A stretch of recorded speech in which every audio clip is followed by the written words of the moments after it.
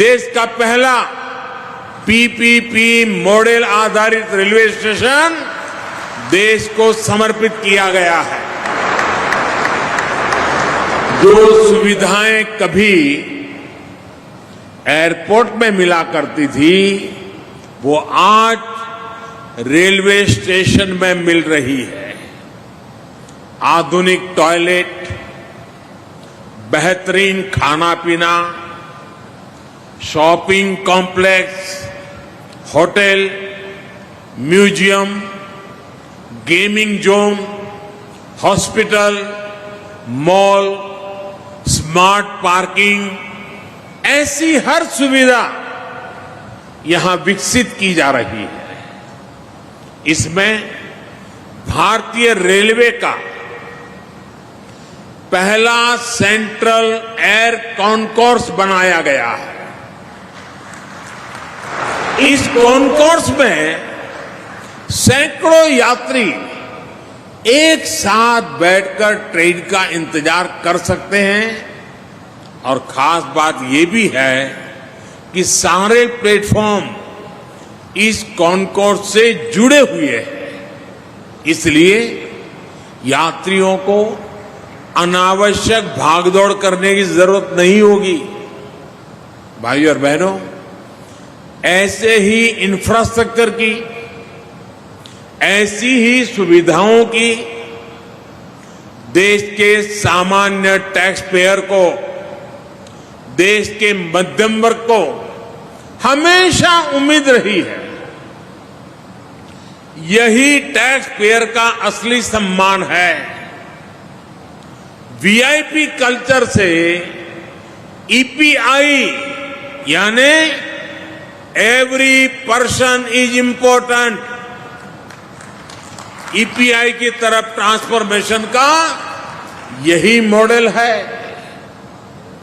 Railway stations के पूरे ecosystem को इसी प्रकार ट्रांसफॉर्म करने के लिए आज देश के 250 से अधिक रेलवे स्टेशनों का कायाकल्प किया जा रहा है। साथियों, आत्मनिर्भर भारत के संकल्प के साथ आज भारत आने वाले वर्षों के लिए खुद को तैयार कर रहा है, बड़े लक्ष्यों पर काम कर रहा है।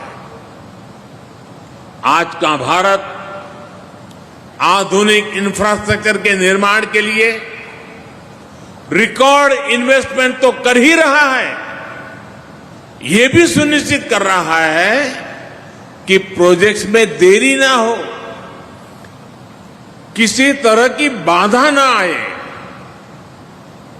हाल में शुरू हुआ पीएम गति शक्ति नेशनल मास्टर प्लान इसी संकल्प की सिद्धि में देश की मदद करेगा। इंफ्रास्ट्रक्चर से जुड़ी सरकार की नीतियां हो, बड़े प्रोजेक्ट्स की प्लानिंग हो, उन पर काम किया जाना हो, गति शक्ति नेशनल मास्टर प्लान सभी का मार्गदर्शन करेगा। जब हम मास्टर प्लान को आधार बनाकर चलेंगे तो देश के संसाधनों का भी सही उपयोग होगा। पीएम गति शक्ति नेशनल मास्टर प्लान के तहत सरकार अलग अलग मंत्रालयों को एक प्लेटफॉर्म पर ला रही है। अलग अलग प्रोजेक्ट्स की जानकारी हर डिपार्टमेंट को समय पर मिले, इसके लिए भी व्यवस्था बनाई गई है। साथियों, रेलवे स्टेशंस के रीडेवलपमेंट का यह अभियान भी सिर्फ स्टेशन की सुविधाओं तक सीमित नहीं है, बल्कि इस तरह का निर्माण गति शक्ति नेशनल मास्टर प्लान का भी हिस्सा है। यह आजादी के अमृत काल में ऐसे इंफ्रास्ट्रक्चर के निर्माण का अभियान है जो देश के विकास को अभूतपूर्व गति दे सके। ये गति शक्ति मल्टी मॉडल कनेक्टिविटी की है, एक होलिस्टिक इंफ्रास्ट्रक्चर की है। अब जैसे रानी कमलापति रेलवे स्टेशन को अप्रोच रोड से जोड़ा गया है, यहां बड़ी संख्या में पार्किंग की सुविधा बनाई गई है। भोपाल मेट्रो से भी इसकी कनेक्टिविटी सुनिश्चित की जा रही है। बस मोड़ के साथ रेलवे स्टेशन के एकीकरण के लिए स्टेशन के दोनों तरफ से बीआरटीएस लेन की सुविधा है, यानी ट्रैवल हो या लॉजिस्टिक, सब कुछ सरल हो, सहज हो, सीमलेस हो, ये प्रयास किया जा रहा है। ये सामान्य भारतीय के लिए, सामान्य हिंदुस्तानी के लिए ईज ऑफ लिविंग सुनिश्चित करने वाला है। मुझे खुशी है कि रेलवे के अनेकों प्रोजेक्ट्स को इसी तरह गति शक्ति नेशनल मास्टर प्लान से जोड़ा जा रहा है। साथियों, एक जमाना था जब रेलवे के इंफ्रास्ट्रक्चर प्रोजेक्ट को भी ड्राइंग बोर्ड से जमीन पर उतरने में ही सालों साल लग जाते थे। मैं हर महीना प्रगति कार्यक्रम में रिव्यू करता हूं कि कौन सा प्रोजेक्ट कहां पहुंचा। आप हैरान हो जाएंगे, मेरे सामने रेलवे के कुछ प्रोजेक्ट ऐसे आए जो 35-40 साल पहले घोषित हो चुके थे, लेकिन कागज पर लकीर भी नहीं बनाई गई। 40 साल हो गए। अब खैर ये काम भी मुझे करना पड़ रहा है, मैं करूंगा, आपको भरोसा देता हूं।